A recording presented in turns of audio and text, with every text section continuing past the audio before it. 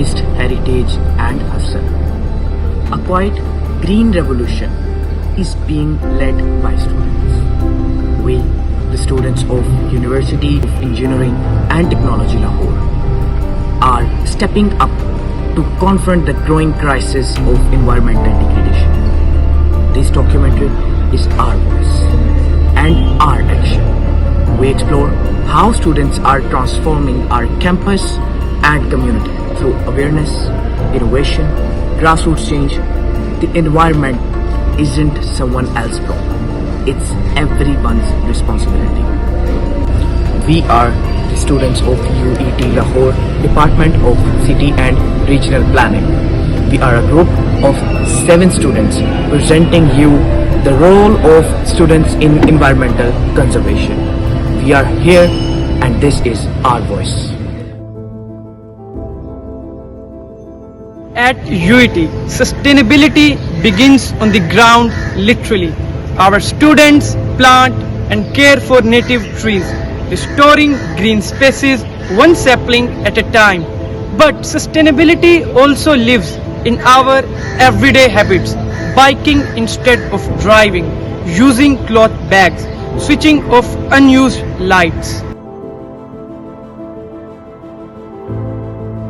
As a town planner, how can we achieve environmental sustainability? First of all, we should understand what is sustainability. Sustainability means we should use everything in these limits so our future generation can also utilize these things without compromising anything. So we need the building codes and regulations, building control first of all. Building control, according to Institute of Market Transformation, said that if we invest $1 on the building codes, it said that we can find $600 in return. This means investing on sustainability can return us in 600% more. So this means a town planner can play most critical role in sustainability.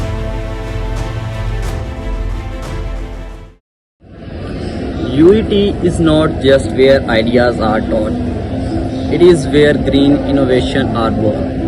Students conduct real research on water purification, air quality and clean energy.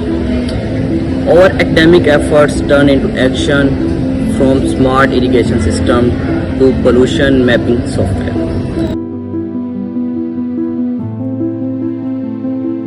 Okay, so Yasir, what are the steps you take to keep your environment safe? First of all, I would like to tell about my surrounding where I live. I live in my hostels, and we almost clean our rooms at our own. Sometimes sweeper comes, they also clean. So these are the basic things. When we go out from our surroundings, from our homes, then we go in our environment. If we found any such rubbish, then we also throw that in bin wheresoever we found in our near areas. So these are the steps. And if we see now there's Eid coming, there are so many, you can say that waste. So we almost throw that also in dump site areas. Okay, that is this great. is what we do. So thank you so much, Yasir. UET's Environmental Club leads clean-up drive around the canal and campus. These are not just photo ops. They are real attempt to undo a year of neglect. We are building a culture, one that respects nature, fight littering, and believe that even one person can spark change. UET students are not silent observers. We speak up. Our seminars, social media campaigns, and rallies challenge apathy and push for greener policies. In your opinion, what are the most efficient ways we can keep our campus clean and green?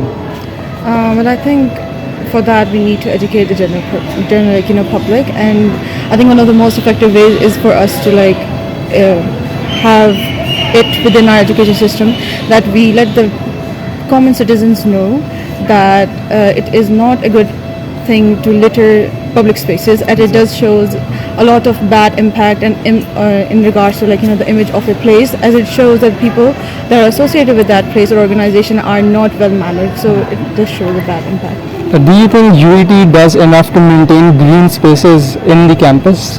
I mean, if you look behind us, there is indeed an open courtyard. So Indeed. I do think that they do maintain a good open and green space. But at the same time, during the months when the mosquitoes are everywhere, that is when they do need to maintain more better safety regulations. So yeah, they are doing quite good. Thank you so much.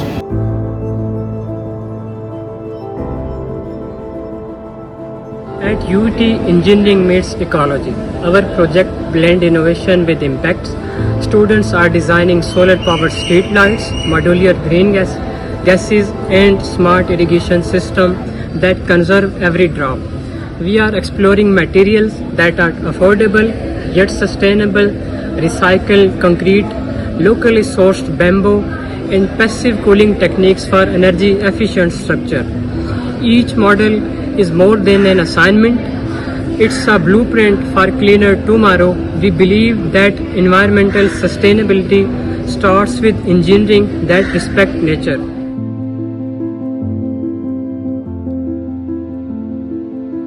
Okay, so we have Abdullah over here from FCCU. So let's talk with him regarding this sustainability practices in Lahore. So Abdullah, how are you? I'm good, Fahad. How are you? I'm also good. Thank you so much for asking. Abdullah, I would like to pose a question.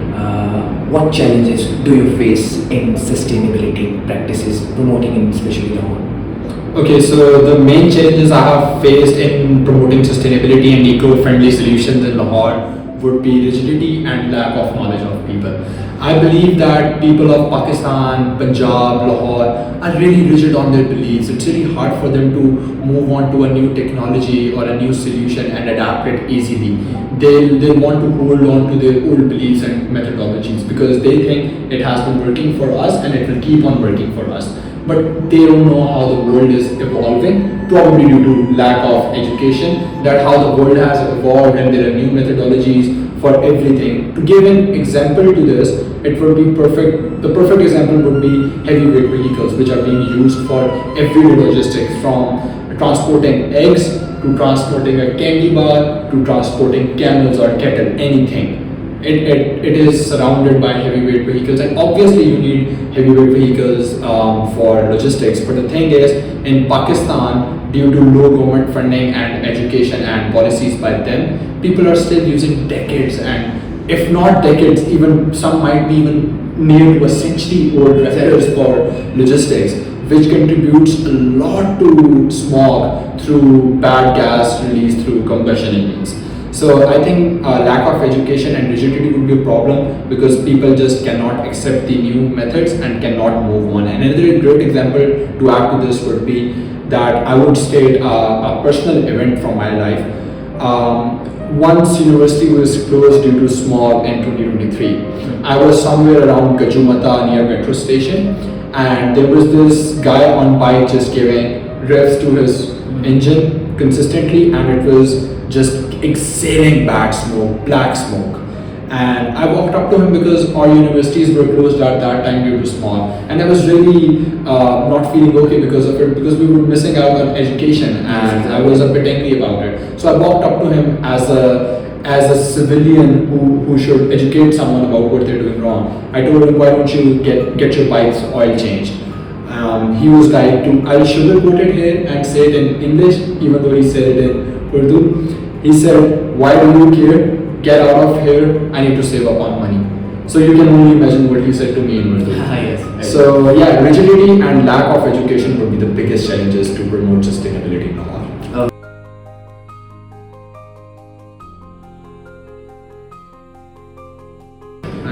Okay, Abdullah, I would like to pose another question from you.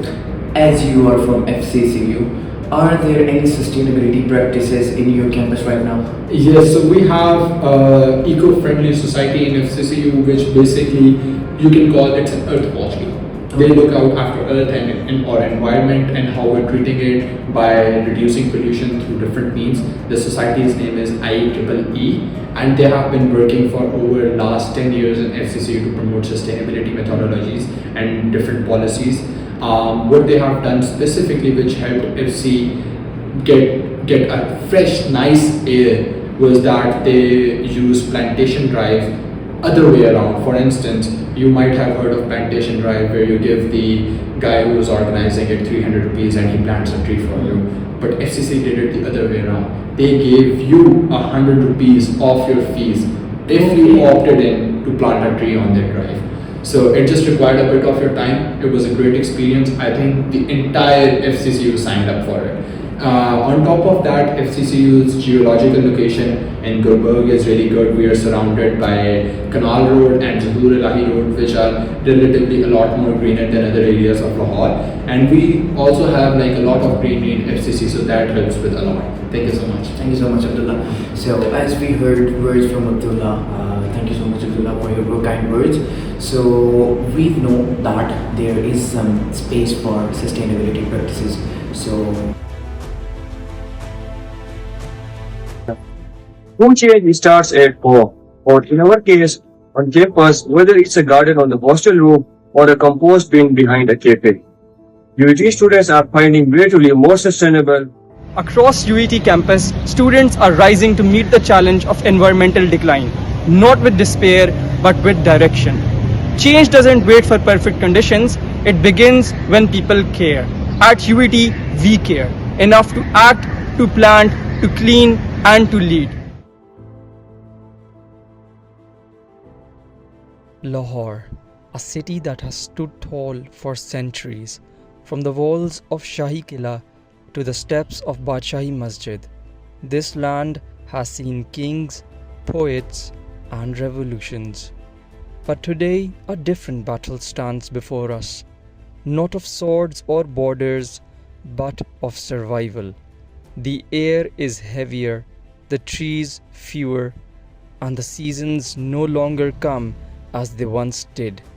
Still, just like our ancestors rebuilt this city after every storm, we too can rise with cleaner hands, greener hearts, and wiser minds.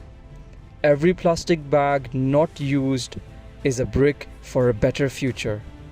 Every tree planted is a shield for tomorrow's Lahore. Every kind word for nature is a prayer for life. Let us become the new guardians of this city, not just of its buildings, but of its breath. Let us write history again, not in dust, but in dew, in shade, and in wind.